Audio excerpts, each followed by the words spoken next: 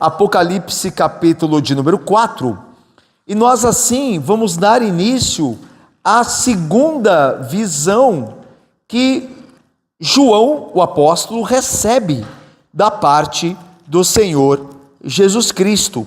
A primeira visão foi acerca das igrejas. Ele registrou tudo o que o Senhor Jesus Cristo disse às 7 igrejas da Ásia Menor. Agora ele passa a receber a segunda visão. E agora, se a primeira visão tinha a ver com a terra, o que estava acontecendo nas igrejas, agora a segunda visão tem a ver com o que acontece no céu. Então, Apocalipse capítulo 4, o nosso texto é do versículo 1 até o versículo de número 11. Então vamos ler, eu farei a leitura, os irmãos acompanhem, e depois nós passaremos ao nosso estudo com a introdução. Olha só o que diz então o apóstolo João. Depois destas coisas, olhei, e eis não somente uma porta aberta no céu, como também a primeira voz que ouvi, como de trombeta ao falar comigo, dizendo: sobe para aqui, e te mostrarei o que deve acontecer depois destas coisas. Imediatamente eu me achei em espírito, e eis armado no céu um trono, e no trono alguém sentado. E esse que se achava sentado é semelhante no aspecto à pedra de jaspe e de sardônio, e ao redor do trono há um arco-íris, semelhante no aspecto à esmeralda. Ao redor do trono há também 24 tronos, e assentados neles 24 anciãos vestidos de branco, em cujas cabeças estão coroas de ouro. Do trono saem relâmpagos, vozes e trovões, e diante do trono ardem 7 tochas de fogo, que são os 7 Espíritos de Deus. Adiante do trono um como que mar de vidro, semelhante ao cristal, e também no meio do trono e à volta do trono 4 seres viventes, cheios de olhos por diante e por detrás.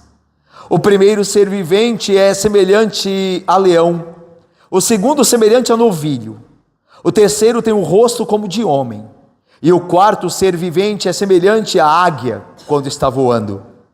E os 4 seres viventes, tendo cada um deles respectivamente 6 asas, estão cheios de olhos ao redor e por dentro. Não tem descanso, nem de dia, nem de noite, proclamando: Santo, Santo, Santo é o Senhor Deus, o Todo-Poderoso, aquele que era, que é e que há de vir. Quando esses seres viventes derem glória, honra e ações de graças ao que se encontra sentado no trono, ao que vive pelos séculos dos séculos, os 24 anciãos prostrar-se-ão diante daquele que se encontra sentado no trono, adorarão o que vive pelos séculos dos séculos e depositarão as suas coroas diante do trono, proclamando: Tu és digno, Senhor e Deus nosso, de receber a glória, a honra e o poder, porque todas as coisas Tu criaste, sim, por causa da Tua vontade, vieram a existir e foram criadas. Belíssimo texto, esse de Apocalipse 4, onde nós temos aí a visão do trono celestial de Deus. Mas vamos com calma e por partes. Vamos começar então com a nossa introdução. Esse capítulo, o tema desse capítulo, Laura, é a visão do trono celestial de Deus. Lembra quando nós vimos aí no texto? João é levado aos céus e a primeira coisa que ele vê é um trono, não é isso? E há alguém assentado no trono, certo? Então, esse capítulo, essa parte aí do capítulo, o capítulo 4, tem esse tema, a visão do trono celestial de Deus. Irmãos, uma introdução rápida aqui. Vocês se lembram do que nós vimos anteriormente? Nós passamos aí um bom tempo vendo as cartas do Senhor Jesus Cristo, por meio de João, às 7 igrejas da Ásia Menor, ali no final do 1º século depois de Cristo. E nós vimos, meus irmãos, a realidade da igreja na terra. Nós vimos a realidade da igreja na terra, e era uma realidade não fácil, diácono Jessé. Lembra? Jesus diz, olha, conheço as tuas obras. E algumas igrejas ali estavam enfrentando perseguição, outras estavam enfrentando corrupção, algumas estavam corrompidas. Jesus diz, olha, você acerte isso aí, arrependa-te, senão eu irei contra ti. Então veja quantas dificuldades a igreja do Senhor Jesus Cristo passa na terra. E nós tivemos um vislumbre dessas dificuldades nas cartas às igrejas da Ásia Menor, naquele tempo, no primeiro século depois de Cristo. Então veja, meus irmãos, a realidade da igreja de Cristo na terra é uma realidade de luta, é uma realidade de batalha espiritual. A igreja é uma igreja que muitas vezes parece que será destruída, por pequena que ela é. Não só bastasse a corrupção que ela enfrenta, a oposição de fora, dentro da igreja tem problemas, como nós vimos nas cartas. Então veja, agora o que surge é o seguinte, a pergunta que surge, depois de nós termos visto as igrejas, é o seguinte: poderá ser a igreja ou ela vitoriosa diante do mundo? E essa pergunta é importante para nos dar acesso ou a introdução ao capítulo 4. Porque quando você vê a igreja, não é verdade? Hoje você olha a igreja, você pensa assim, será que tem condição da igreja sobreviver? Porque como não bastasse, como nós dissemos aqui, como se não bastasse a corrupção fora, externa, a corrupção dentro da igreja. A igreja apostatando, o mundanismo entrando na igreja. Tem como a igreja sobreviver? Há esperança para a igreja? Como é que a igreja sobreviverá? Nesse contexto é que então vem a visão gloriosa que Jesus revela a João do trono de Deus. E o que está acontecendo aqui? Olha, João, a igreja sofre, é verdade. Você viu a minha revelação sobre as igrejas da Ásia. Você viu que elas estão sendo perseguidas. Você viu que há uma força querendo corrompê-las por dentro. Mas Deus está no trono. O soberano Deus tem tudo sobre o seu controle. E Ele tem a história do mundo nas suas mãos. Ele não é só poderoso para guardar todas as coisas e sustentar todo o universo, como também é poderoso para sustentar a sua igreja. Daí então a importância dessa visão do capítulo 4. Porque desde o capítulo 1 até o capítulo 3, nós vemos a igreja sendo perseguida, a igreja tendo corrupção dentro dela, Jesus Cristo advertindo. E aí a pergunta é, a igreja sobreviverá? E aí você olha para Deus. Não é verdade? Se nós olharmos para a igreja, se nós fitarmos os olhos só na igreja, nós desanimamos. Quantos problemas nós enfrentamos? Às vezes há desânimo ao nosso redor, às vezes há desânimo em nós, às vezes há corrupção e escândalo ao nosso redor. Então nós vamos desanimar, nós temos que colocar os olhos aonde? Em Deus, no Senhor da igreja, na glória de Deus. E aí nós temos certeza que a igreja prevalecerá, porque é mais poderoso aquele que está conosco do que aquele que está no mundo. Então daí a importância da visão que Jesus Cristo dá a João nesse capítulo de número 4. A visão do trono celestial de Deus. Deus está no controle, Deus soberano, todo-poderoso reina sobre todas as coisas. A igreja dele, por mais fraca que seja, o menor que seja a igreja, mais fraca, ela será guardada, porque Deus tem todo o poder. Então, vamos ver então como dá esse acesso que João tem ao céu, a presença de Deus. Alguns teólogos creem que João está no lugar que Paulo esteve. Lembra de Paulo? Lá em 2 Coríntios, conheço um homem que há 14 anos, não sei se no corpo ou fora dele, subiu até o terceiro céu, lembram-se? E ouviu coisas que ao homem não é permitido saber. Então veja, é bem possível que tanto o apóstolo Paulo como João estiveram no mesmo lugar. E é interessante, né, que o terceiro céu, então os teólogos, isso é quase unânime, não? Os teólogos entendem o primeiro céu, esse que nós vemos, da atmosfera, né, esse que nós vemos, azul, o céu azul, primeiro céu. O segundo céu são os céus dos astros, né, aqueles que nós não alcançamos, aquele que nós só podemos ver, né, com um telescópio, ou os viajantes, né, os astronautas. E aí sim o acesso ao terceiro céu, que é onde Deus está e o seu Filho, Jesus Cristo. Então essa é a ideia que João foi levado, como nós veremos em espírito, à presença do trono, no trono, diante do trono de Deus, a presença do próprio Deus. Vamos então ver como isso se deu? Olha aí o versículo 1. Depois destas coisas, ou seja, depois da primeira revelação. A primeira revelação é a revelação sobre as igrejas. Lembra, Jesus aparece glorioso ali no primeiro capítulo, poderoso Jesus aparece, com a voz como de uma trombeta, e ele revela a João a carta às igrejas, a palavra de Jesus às igrejas. Agora, depois dessas coisas, depois de uma primeira revelação, Jesus vai dar uma segunda revelação. A primeira revelação concernente ao que aconteceu na terra. Agora a segunda revelação concernente ao que acontece no céu. Então depois dessas coisas, aí João diz, olhei. E aqui a ideia é interessante, irmãos, que aqui portanto começa a grande visão da segunda parte do livro. Essa visão agora vai tomar grande parte do livro de Apocalipse, que começa aqui, essa segunda visão. E é interessante que a visão de João, como nós veremos, é a mesma visão pela qual passou Isaías. Isaías, lembra-se, também ele teve a visão do trono de Deus, lembra? As abas de suas vestes cobriam o templo, serafins voavam diante dele, gritando santo, santo, santo. Aqui também, lembra que os seres viventes vão entoar o louvor, santo, santo, santo.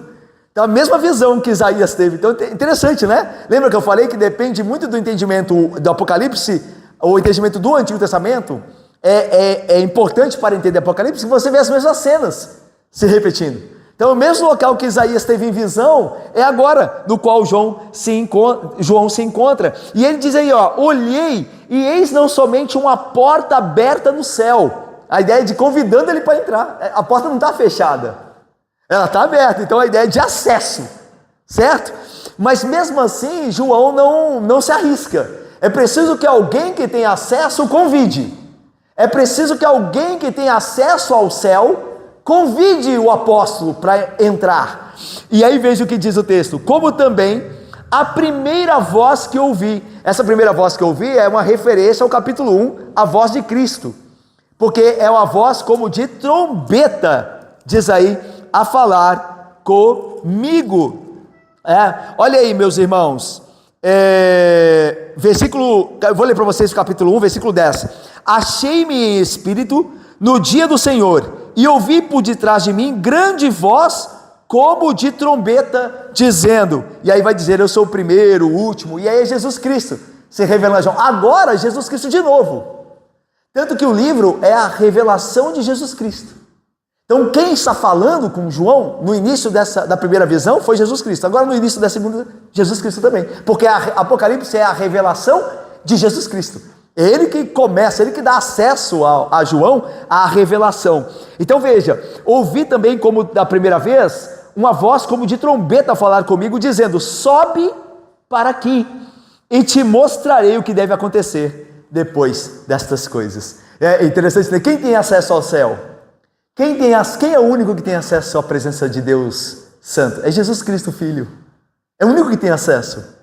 É o único que por sua justiça tem acesso ao trono de Deus. Só que ele dá acesso aos seus. Aqueles que creem nele também estarão na presença de Deus. E é Jesus Cristo que diz a João, sobe para aqui. Então, tá vendo? Então Jesus é o caminho. Lembra? Ninguém vem ao Pai senão por mim. Tá vendo? Como é importante conhecer a Bíblia toda, porque a gente entende o que está acontecendo aqui. Jesus está dizendo a João, vem, você tem acesso, eu te dou acesso ao Pai. Sobe para cá.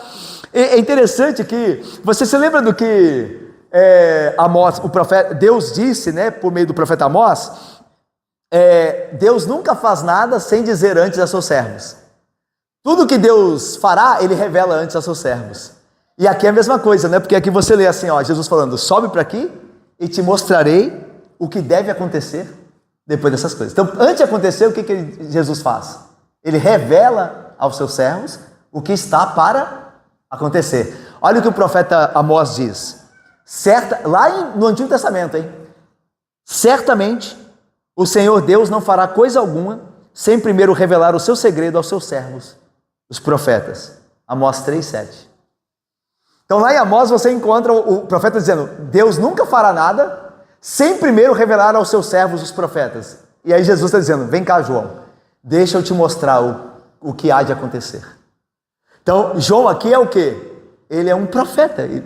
Tanto que o livro de Apocalipse é uma epístola profecia.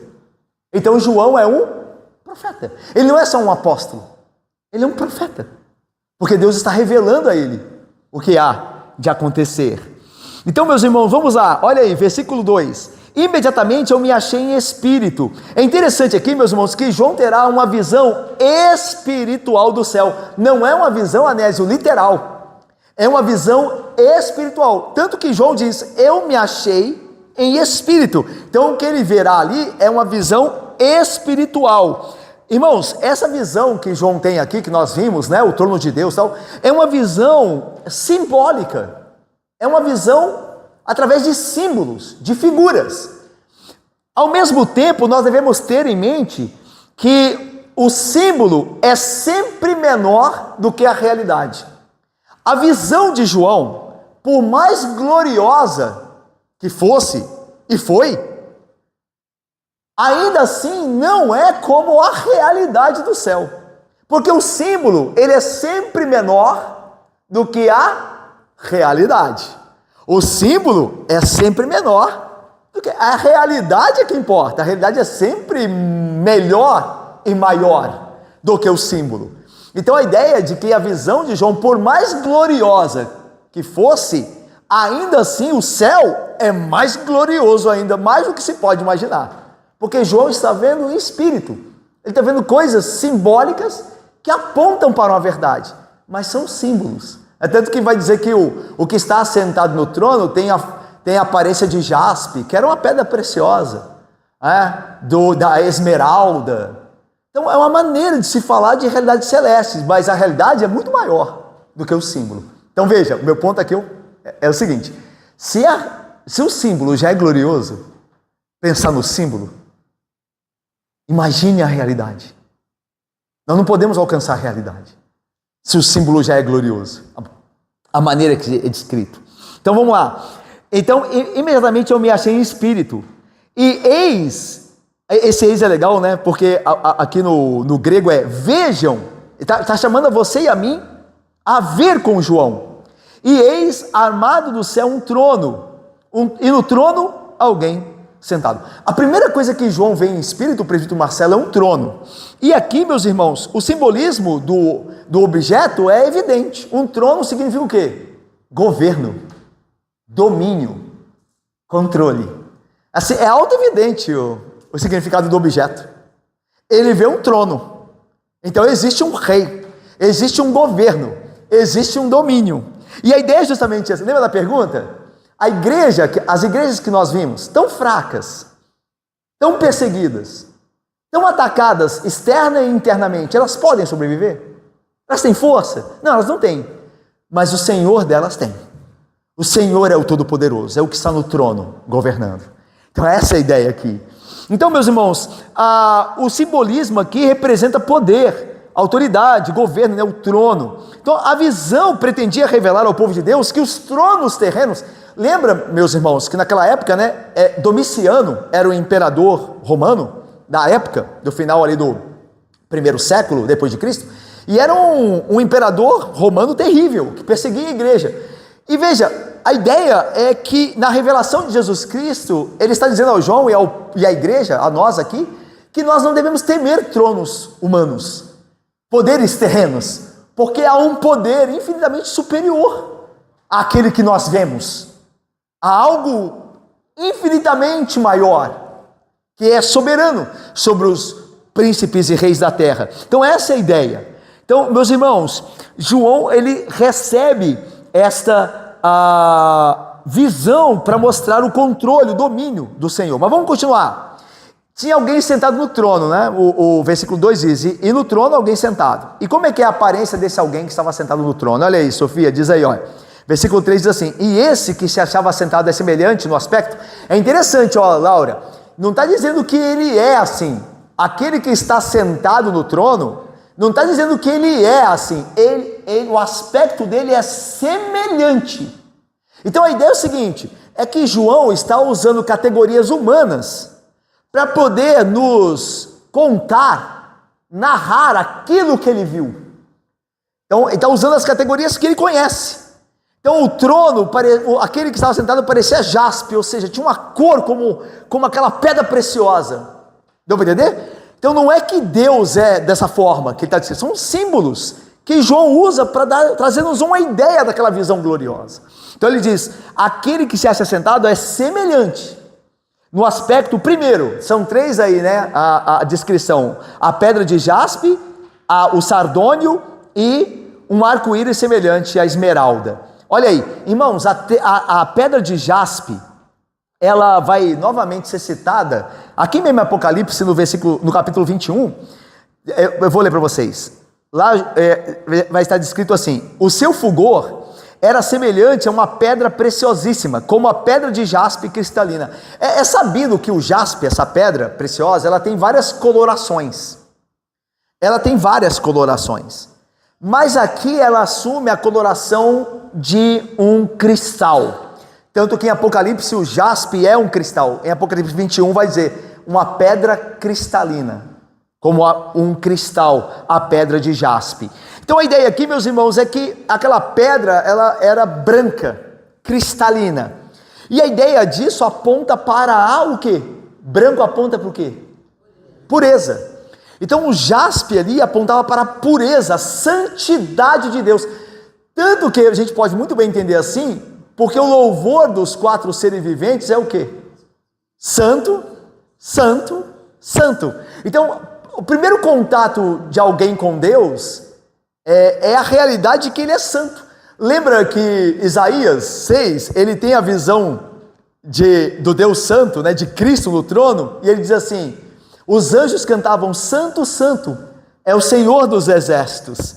Então veja, a primeira coisa que Deus é santo, a santidade. Lembra quando os sacerdotes, eles tinham lá um aparato, né, que eles colocavam na cabeça, um turbante, e nesse aparato tinha uma placa. O que estava escrito? Lembra? Santidade ao Senhor. Santidade ao Senhor, a coisa mais importante. Deus é santo, santíssimo. Então a primeira coisa que João viu é aquele que estava sentado tinha a semelhança de jaspe cristalino, brancura, santidade de Deus. E agora a segunda, olha aí a segunda. A segunda é o sardônio. O sardônio, ele, ao contrário do jaspe, que pode possuir várias colorações, e aqui no caso é o cristal, é o branco, é o transparente da pureza, o sardônio é o vermelho. O sardônio é uma pedra vermelha. E o que lembra o vermelho na Bíblia? Sangue. O sangue do sacrifício. Então veja, a santidade diante do pecado requer o quê? Derramamento de sangue. Sem derramamento de sangue não há remissão de pecados. Para se estar na presença de Deus, o que o adorador tinha que levar? Uma oferta de sangue, não é? Para se estar na presença de Deus, todo mundo comparecia com uma oferta de um animal que era oferecido e o sangue derramado. Então a santidade no jaspe, no sardônio, o sangue, a redenção que Deus dá ao pecador diante dele que é santo. E por fim, um arco-íris, olha aí, e tinha um arco-íris ao redor do trono, semelhante no aspecto à esmeralda. A esmeralda é verde, né? Um tom esverdeado da esmeralda. Aqui o importante não é Bruno e Felipe Facini, querido, não é tão importante, meu irmão diácono Felipe, não é tão importante o tom esverdeado, né, da esmeralda, mas o fato de ser um arco-íris. Irmãos, qual é a primeira vez que aparece um arco-íris na narrativa da Bíblia? Do dilúvio. Deus pune a terra por causa dos seus pecados, da violência dos homens, mas ele promete algo. Ele promete que nunca mais ia destruir a terra por meio de águas. E dá um símbolo, um sinal desta aliança. Essa aliança que ele deu de nunca mais destruir a terra por meio de água. E coloca um arco-íris no céu, certo? Esse arco-íris representa o que da parte de Deus? O que está falando de Deus? Que Deus é um Deus misericordioso. Porque está falando assim, eu nunca mais vou destruir. E colocou um arco no céu. Então veja, olha, A visão que João tem de Deus está contando o Evangelho. Está contando a obra de Deus, da criação à consumação. O Deus Santo, que foi ofendido pelos nossos pecados, mas providenciou o sangue de seu Filho, vermelho. O Deus Sangue, a jaspe. O Deus Santo, a jaspe, a pedra. O sangue do Filho, que nos faz entrar na presença de Deus, nós pecadores, que nos limpa do pecado, vermelho, o sardônio. E a misericórdia de Deus, e nos ter diante dele, o arco-íris.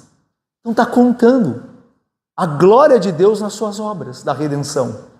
De um Deus Santo, que nos redime com sangue, para nos colocar pela sua misericórdia na presença dele.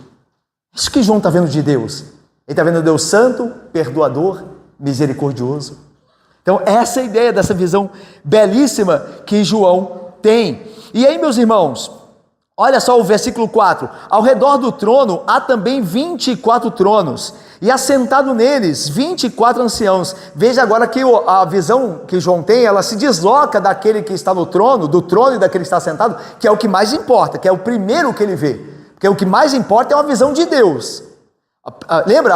Jesus vai dizer assim: a vida eterna é esta, que te conheçam a ti e a teu filho a quem enviaste.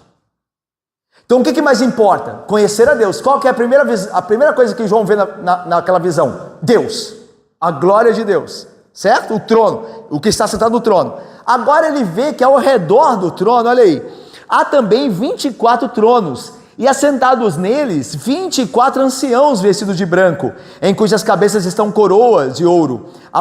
E aqui, meus irmãos, vamos lá, vocês se lembram da introdução de Apocalipse? 24, 12 vezes 2, 24, 12 de um lado, 12 tronos do outro, 24 anciãos assentados ao redor do trono, né? Imagina aqui, ó, aquele que está sentado, o glorioso Deus, e ao redor dele 24 anciãos. Então 12, 12. 12 é o número de quem mesmo em Apocalipse? Apóstolos no Novo Testamento e tribos do Antigo Testamento. Eram 12 as tribos de Israel, eram 12 os apóstolos. As 12 tribos representavam no Antigo Testamento todo o povo de Deus. Toda a igreja do Antigo Testamento estava representada pelas 12 tribos. As 12 tribos eram o povo de Deus. E a igreja do Novo Testamento é representada pelos 12 apóstolos, que eram os líderes da igreja. Então, quando o João vê os 24 anciãos, eles estão representando todo o povo de Deus diante dele. Ou seja, a igreja ali é a igreja chamada a ter comunhão com Deus. A igreja que pertence a Deus. Daí então representada nessa visão pelos 24 anciãos. Mas veja como eles estão vestidos. Eles estão vestidos de quê? Olha aí. De que eles estão vestidos? Uma veste o quê? Branca. Por que branca, meus irmãos? O que é mesmo branco? Que simboliza? Santidade. Não é verdade que aqueles que creem em Jesus, aqueles que foram perdoados pelo Espírito Santo, estão sendo santificados? E serão a imagem de Jesus Cristo, santos como Ele é? Então, se no trono há alguém assentado que é santo, os que estão ao redor dele devem ser santos também. Daí as suas vestes brancas. Porque a igreja celestial, a igreja glorificada é uma igreja santa. É uma igreja sem pecado. Então essa é a ideia da glória da igreja. Então é interessante, né? Veja, quando a gente olha para a igreja hoje, a gente vê pecados na igreja. Só que Deus está purificando a sua igreja. E nós já sabemos e nos animamos com o final dela. O final dela é uma igreja santa, na presença de Deus. Mas tem mais uma coisa que faz parte do aparato. O que é? A coroa, muito bem, Vitor. A coroa de ouro. A coroa de ouro é a ideia de que eles vão reinar com Deus, no reino de Deus, porque eles também são reis. Lembra de Pedro? Pedro vai dizer assim: vós sois raça eleita, sacerdócio real. Os sacerdotes não tinham roupas também? Não tinham vestes? Certo? E os sacerdotes em Pedro são sacerdotes reais, como esses aqui que têm coroa. Os sacerdotes não assistiam na presença de Deus? Quem é que entrava no templo? Quem é que entrava no lugar da habitação terrestre, no tabernáculo terrestre, onde representava a presença de Deus? Os sacerdotes. Agora eles estão no templo celestial. Eles são no tabernáculo celestial, porque eles são sacerdotes, por isso que eles estão ali. Mas não é um sacerdote qualquer, é um sacerdote real, um sacerdote que reinarão com Cristo. Então essa é a ideia. Então ali representa a igreja triunfante. Essa cena, João está vendo que aquela igreja fraca na terra, aquela igreja oprimida, aquela igreja perseguida, aquela igreja que enfrenta problemas dentro dela, essa igreja será vitoriosa. Essa igreja será santa. Essa igreja reinará com Cristo. E é isso que João está vendo. Então Jesus quer revelar a João e revelar a nós, a sua igreja, a glória que nos aguarda. Embora nós estamos lutando com muitos problemas aqui, mas é uma glória que nos aguarda, de santidade e governo também junto de Cristo. Diga aí. Você colocou também Tiago, 1,12, bem-aventurado o homem que suporta com perseverança a aprovação, porque depois de ter sido aprovado, receberá a coroa da vida, a qual o Senhor também deu aos que. Que maravilha! Bem-aventurado o homem que suporta a tribulação, porque depois de ter perseverado, receberá do Senhor a coroa. Deixa só, Vitor, Daine foi muito feliz aqui, porque eu ia falar agora logo imediatamente, que aquela igreja lá, as igrejas da Ásia, estão sofrendo. Elas estão sofrendo por amor de Jesus. Lembra de Antipas, que em uma das igrejas será morto pelo testemunho? O que eles ganham com isso? Vale a pena perseverar? Vale a pena sofrer e perder a vida aqui por Jesus? E a visão do céu diz vale, porque lá você receberá a coroa da vida. Lembra o que Jesus diz às igrejas? Ser fiel até a morte, dar-te-ei a coroa da vida. E aí na visão de João, aqueles estão com a coroa, que Jesus promete dar a todos os que sofrerem pelo seu nome neste mundo. Então, como liga, né? Vitor, diga aí.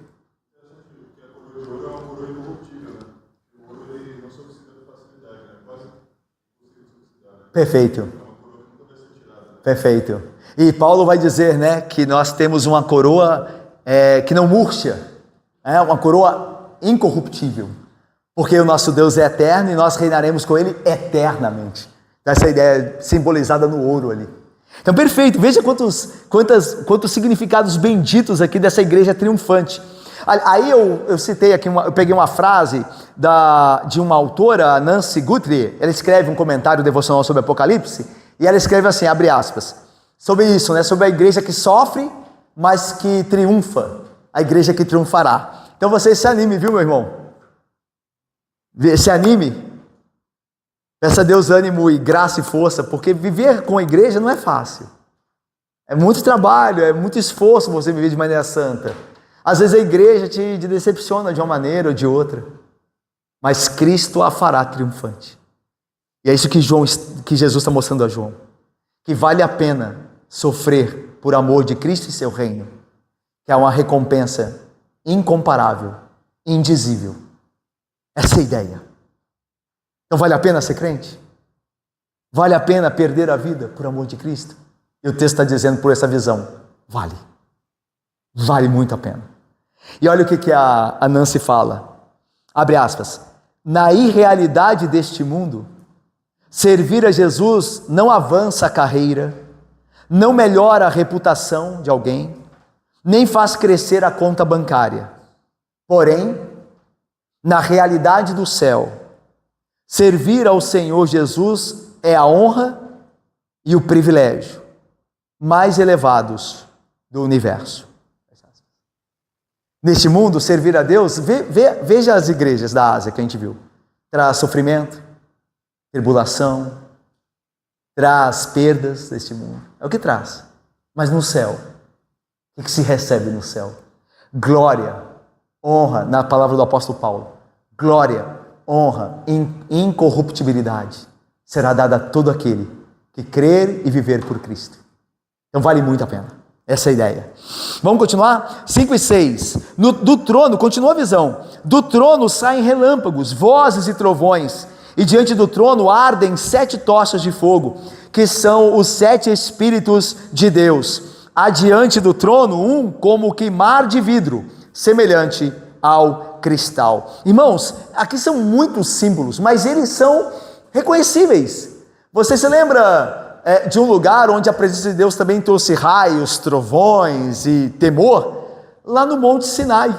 Lembra? Quando o povo se colocou e queria que Deus falasse com ele diretamente com o povo, e Deus então falou do monte, e eles temeram, e houve raios, trovões. Então está lembrando o que aconteceu em Êxodo,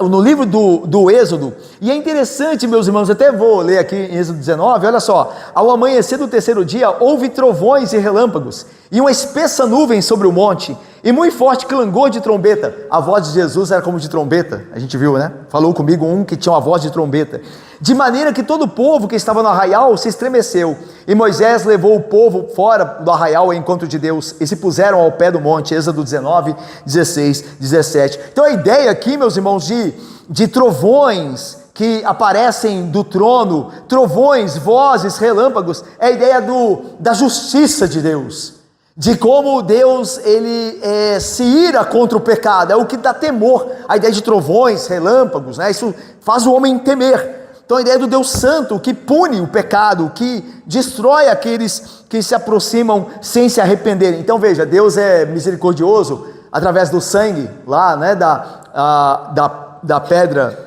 lá, eu até coloquei aqui, né, do sardônio, o sangue, o arco-íris da misericórdia. Mas não é só isso, Deus não é só misericordioso, Deus é justo, Deus é vingador. Então a ideia dos trovões saindo, dos relâmpagos, né, sobre e diante daqueles que vivem em pecado e não se arrependem. Então Deus também é um Deus temível, Ele é misericordioso, mas Ele é um Deus temível. E aqui a ideia dessa visão de trovões, relâmpagos, o Deus de perfeita justiça. E aí tem o mar, ele vê o mar, olha aí: e eis também diante do trono um como que mar de vidro, semelhante ao cristal. Irmãos, o mar, qual que é o mar famoso do Antigo Testamento? Mar Vermelho. Mar Vermelho é o mar mais, tem os outros também, viu? Samanta, você foi bem também, tem outros. Mas o mais famoso é o Mar Vermelho. Ele é relembrado no Antigo Testamento sempre, nos Salmos ele é muito lembrado, o Mar Vermelho, a travessia, como Deus conduziu. E é muito marcante para o povo de Israel o Mar Vermelho, né? Que é a libertação final do Egito, né? Da última barreira para a libertação. E no Antigo Testamento o mar é um símbolo de inimizade, de oposição. Porque vocês se lembram? O povo estava saindo do Egito, e o exército de Faraó atrás. E o que aconteceu? Eles se depararam, Deus os guiou até de frente ao Mar Vermelho. E o Mar Vermelho era um obstáculo, era um empecilho. Se eles não atravessassem, Faraó viria e os mataria. É interessante que no Salmo de número 89, o Egito, que está nesse contexto do Mar Vermelho, o Egito está no contexto do Mar Vermelho. O Egito é chamado de inimigo de Deus. Olha só, e o mar aparece, no mesmo versículo, o Egito e mar aparecem. Olha só: dominas, ó Deus, a fúria do mar. Então a ideia de como o mar ameaça. O mar é ameaçador, não? O mar que está de ressaca, revoltoso, é ameaçador. Você olha, você tem medo de entrar. Então o mar, Débora, representa ali um perigo, uma ameaça, o mar, certo? Aqui em Apocalipse também, o mar é uma ameaça, é um inimigo. E aí diz assim: mas Deus domina a fúria do mar, Deus domina os inimigos. E aí diz mais: calcaste a Raabe. Raabe é um monstro, né? É claro, tem o nome da prostituta, né, de Raabe, mas Raabe também é chamada Leviatã. O Leviatã é chamado de Raabe, que é uma figura do Egito, tá? Aqui no Salmo é uma figura do Egito. Calcaste a Raabe como um ferido de morte, com o teu poderoso braço dispersaste os teus inimigos. Salmo 89, 9 e 10. Então veja, Egito, que é aqui no Salmo, Raabe, chamada de Raabe, desse monstro, Raabe, está ligado ao mar, a fúria do mar. E o Mar Vermelho está ligado ao Egito. Assim como o Egito era uma ameaça aos israelitas, o mar também foi, porque foi um obstáculo para os israelitas escaparem. Mas você vê o mar o quê? Na visão, como é que está o mar? Olha aí, na visão de João, como é que está o mar? Olha aí, diante de um mar de vidro semelhante ao cristal. A ideia aqui, para o mar estar semelhante ao cristal, ter reflexo, ele tem que estar o quê? Parado, não é assim? Você chega lá tem que estar sem ondas, para ele ter o reflexo. A ideia de que o mar está controlado, está submisso. Então veja, aqui na terra, como é que é como é que é a vida da igreja? Como é que é a nossa vida? É um turbilhão, certo? São muitos desafios, não são? Cada hora uma onda. Aí você sai de um problema, vem outro. Aí sai de um, vem outro. Uma tentação, vem outra. É o mar revoltoso aqui, certo? Nosso inimigo aqui. Mas diante de Deus, como está? Submetido. Está calmo. A ideia da visão que Jesus dá a João é que aquilo que é medo para nós, aquilo que é temeroso para nós, para Deus é dominado. Deus domina a fúria. Para nós é terrível. Vai nos engolir. Para Deus, calma. Essa é a ideia. Deus tem tudo sob controle. Nós vemos o caos, mas no céu como é que está? Aqui nós vemos caos, dificuldade, provação, tentação para lutar. Mas no céu, tudo coopera segundo o plano de Deus. Essa é a ideia da visão. Porque o mar é um inimigo no Antigo Testamento. É um símbolo de inimizade, de caos, de desgoverno. Aqui na terra, mas no céu. Tanto que você se lembra da visão de Apocalipse final, lá para o final do livro, vai dizer do novo céu e nova terra, você lembra do que não vai haver lá? Não haverá mar. O mar não existe mais. Legal, né? Quando tudo estiver consumado, do que fala o final de Apocalipse, não haverá mais mar. Não haverá mais caos. Não haverá mais oposição, inimigos, obstáculos. Novo céu e nova terra, não haverá mais mar. Essa é a ideia. Todos os inimigos serão vencidos. Maravilhoso. E João teve uma visão já antecipada, porque Jesus diz assim: venha que eu vou te mostrar as coisas que hão de acontecer. Legal, né? Vamos terminando? E também no meio do trono, à volta do trono, 4 seres viventes, cheios de olhos por diante e por detrás. Eu trouxe uma imagem de IA. Pedi para o chat GPT fazer uma imagem acerca dessa visão, né, de como ficaria. Porque os seres aqui são os últimos a serem descritos na visão de João, né? Vamos antes ler para poder ver a imagem, né? O primeiro ser vivente, versículo 7, é semelhante a leão. O segundo semelhante a novilho. O terceiro tem um rosto como de homem. E o quarto ser vivente é semelhante à águia quando está voando. Então, um semelhante ao leão, outro semelhante ao boi, que é o novilho, outro semelhante ao homem e outro semelhante à águia. Eles têm asas, daí a ideia, talvez, os teólogos creem que ele é uma mistura de serafins com os elementos, ou melhor, seres da criação, porque eles têm asas, e são os serafins que assistem diante de Deus, segundo Isaías. Então a ideia é de uma mistura. Os serafins ali representam toda a criação. Aliás, os serafins também são criados. Deus criou todas as coisas, nos céus e na terra. Daí a mistura. Porque na terra há o leão, o boi, novilho, ao homem, e há as aves, a águia. Mas no céu há os anjos, os arcanjos, os serafins. Aí mistura.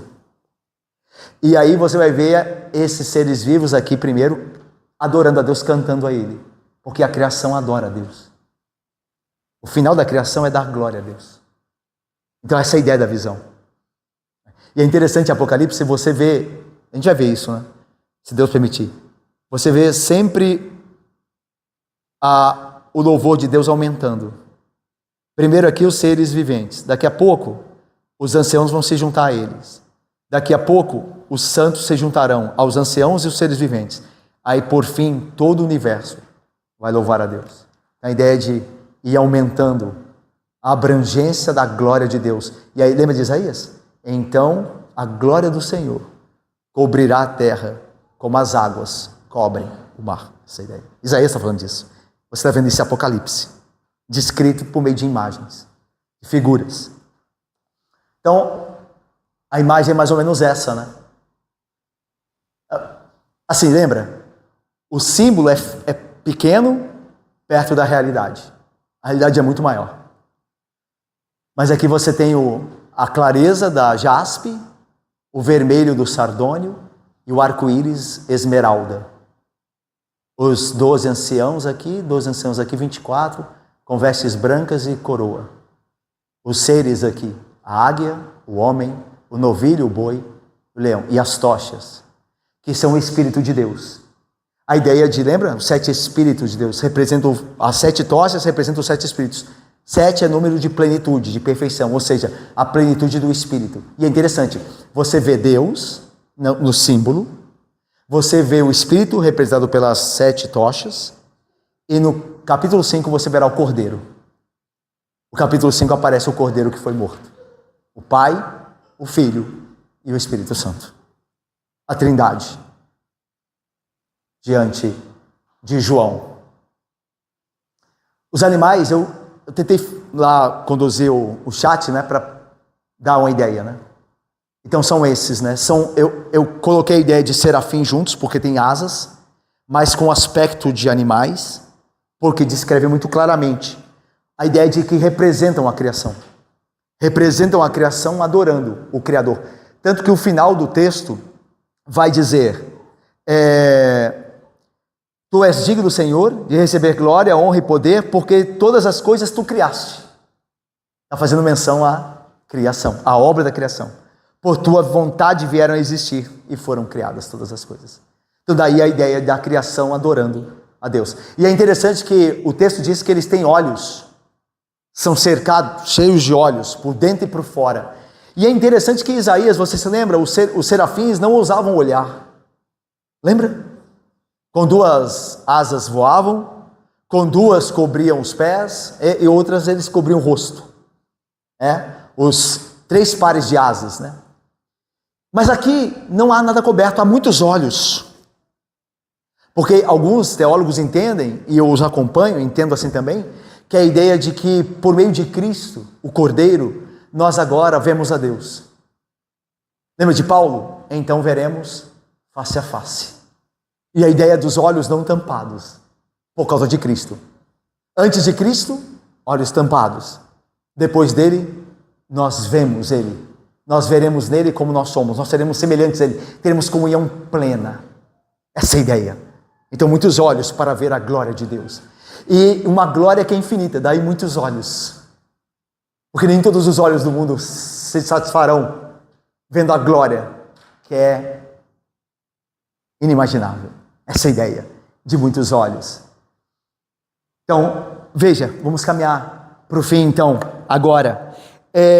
Versículo de número 8. E os 4 seres viventes, tendo cada um deles, respectivamente, 6 asas, estão cheios de olhos, ao redor e por dentro. Não tem descanso, nem de dia, nem de noite.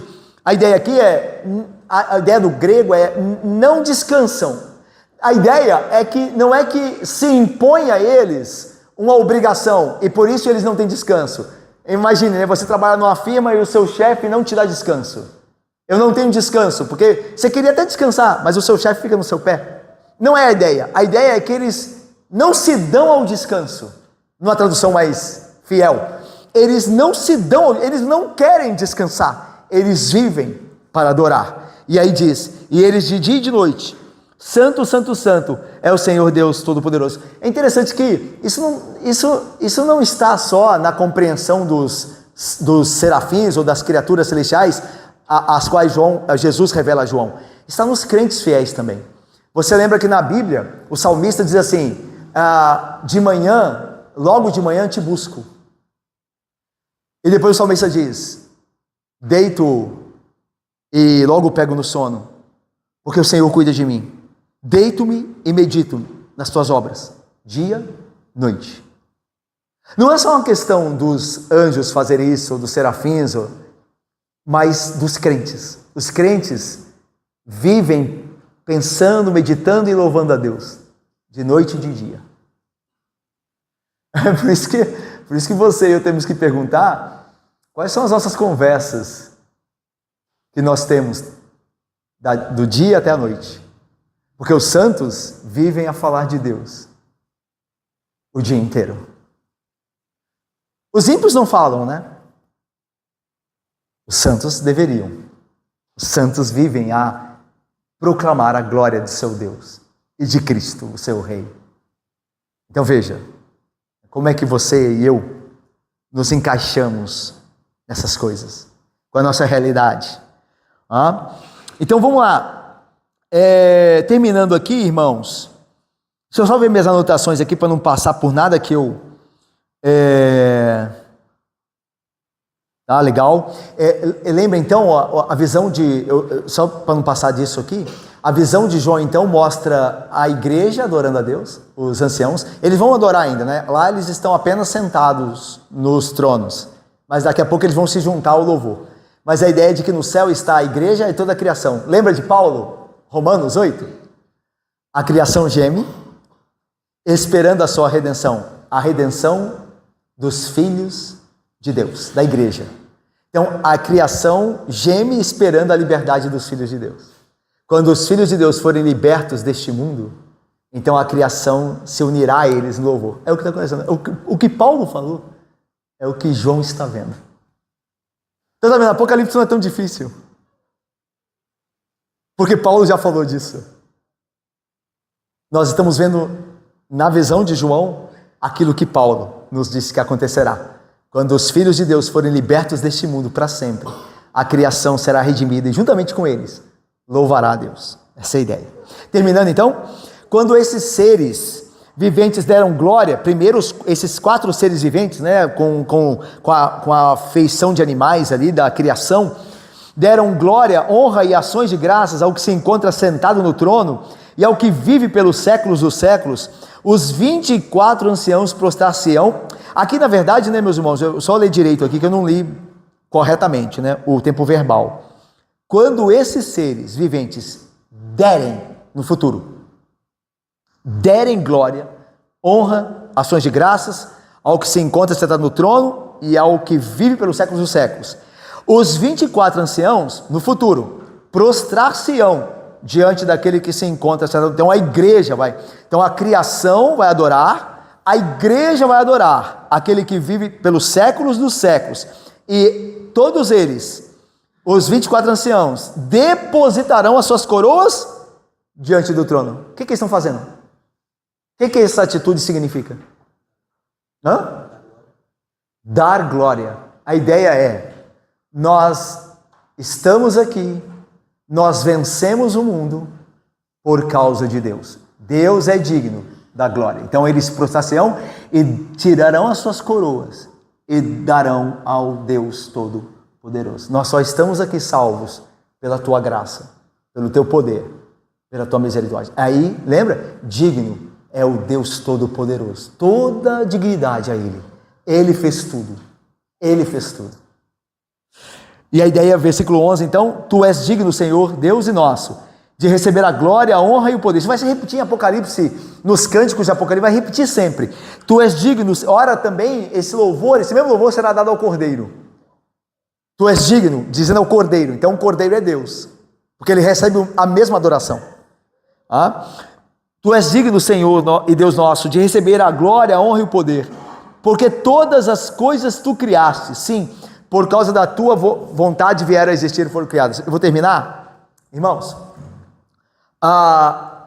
Lembra, a Confissão de Fé fala isso. Quais são as 2 grandes obras de Deus na história? Perfeito, Vitor. Criação e redenção, certo? Deus criou todas as coisas, o homem caiu em pecado, Deus enviou o seu Filho para a obra da redenção. Então, obra da criação, obra da redenção, do conserto. Você está vendo o que aqui? Qual das 2 você vê aqui? Obra da criação, os animais, porque tudo criaste. Obra da criação. No capítulo 5, quem aparece? É o Cordeiro. Que obra? Da redenção. Deus é louvado pela obra da criação, Deus é louvado pela obra da redenção. Então são as grandes obras de Deus a nosso favor. Ele nos criou, veja irmãos, olha que maravilha, olha que bênção inaudita e indizível. Ele nos criou, mas não só isso. Ele nos salvou. Ele nos criou e nos salvou. Ele nos criou perfeitos, nós caímos. Mas Ele nos salvou. Ele nos redimiu. Só a obra da redenção em Cristo. Deus é louvado porque criou todas as coisas. E porque nos redimiu. Redimiu a criação também. Redimirá a criação também. Então, olha só o que novamente a Nancy Guthrie, olha o que ela diz. Abre aspas, eu termino aqui e vou passar para as considerações finais ali. Olha só que legal. Abre aspas. Você vê aqui a adoração, certo? Adoração pura. Santo, santo, santo. Os seres viventes cantam. Depois eles cantam. Tu és digno, Senhor, de receber honra, poder, força. E porque criaste. Então, adoração, adoração, adoração. Olha só o que a Nancy escreve sobre isso. Abre aspas. Adorar. O que é adorar? O que é adorar? Nós somos adoradores. O que é adorar? Então, às vezes a gente nem sabe direito, né? A gente fala um negócio e nem sabe, né? Lembre-se sempre, é necessário que nós saibamos o que fazemos. Então, o que é adorar? Olha o que ela diz. Adorar, olha que legal. Adorar é deixar que o valor e a maravilha de Deus penetrem em você, de forma que você responda com uma reorientação sincera da sua vida.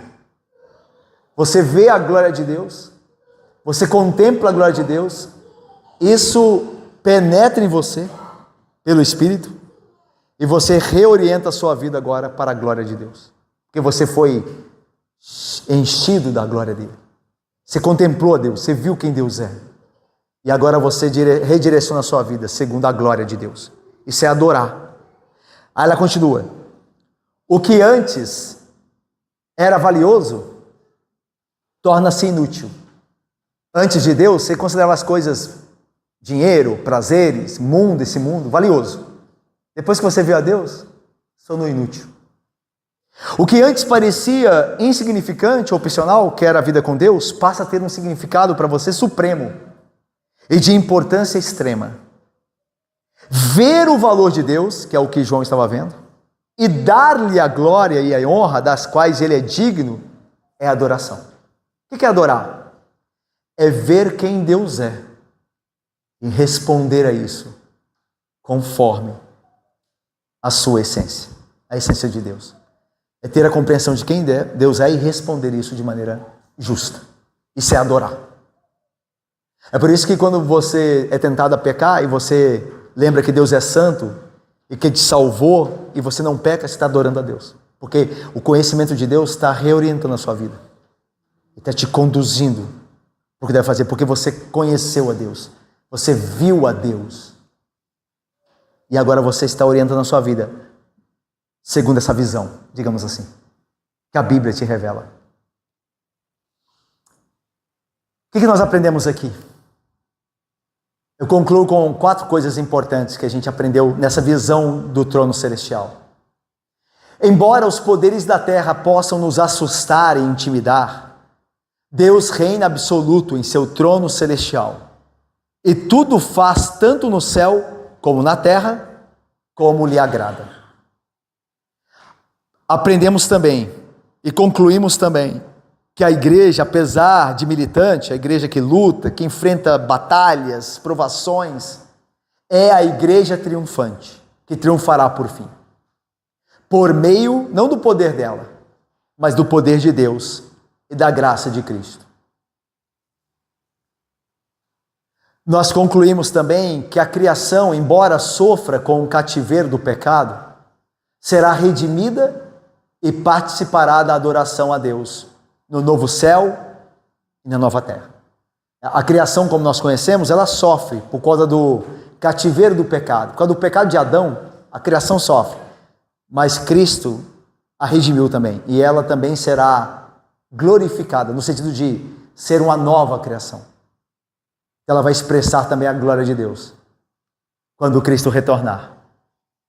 E por fim, assim, irmãos, depois do que nós vimos juntamente com João o trono celestial de Deus no céu, devemos olhar para o céu e as realidades espirituais segundo a visão que João recebeu, para que possamos entender melhor o que aqui na terra acontece e sermos menos influenciados por esse mundo. Então a visão do céu, a visão do Deus glorioso, deve te fazer ser mais firme aqui, e mais esperançosa aqui, e mais fiel aqui.